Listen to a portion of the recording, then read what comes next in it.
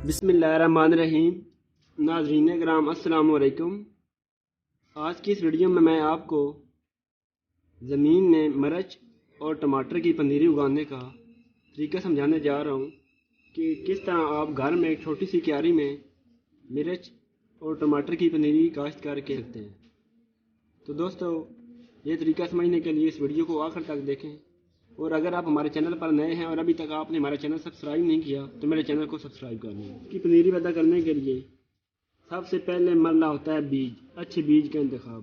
اچھی طرح بیج کا انتخاب کرنے کے بعد اس سے اگلا مرحلہ ہوتا ہے پنیری کی کاشت۔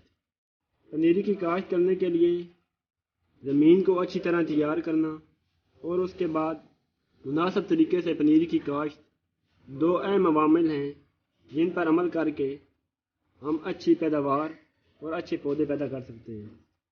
تو دوستو، سب سے پہلے کیا کرنا ہے، آپ نے اس طرح کا سیڈ لے لینا ہے۔ سیڈ لینے کے بعد ہے زمین کی تیاری۔ تو آپ نے لوہے کی کسی بھی سوراخ یا رمبی سے زمین کو وتر کی حالت میں اس طرح تیار کرنا ہے کہ زمین میں اس طرح کے ڈھیل نہ رہ جائیں، بالکل زمین نرم ہو جائے۔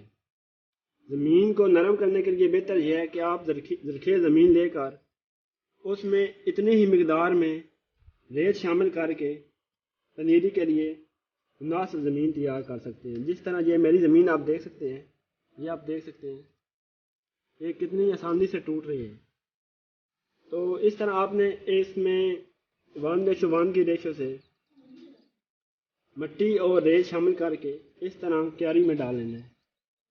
کیاری میں ڈالنے کے بعد آپ نے زمین کو پانی لگا کے 2 سے 3 دن کے بعد وتر کی حالت میں اس طرح زمین کو نرم کر لینا ہے۔ جب زمین نرم ہو جائے گی تو آپ نے اس کو اس طرح لیول کر لینا ہے ہاتھوں سے۔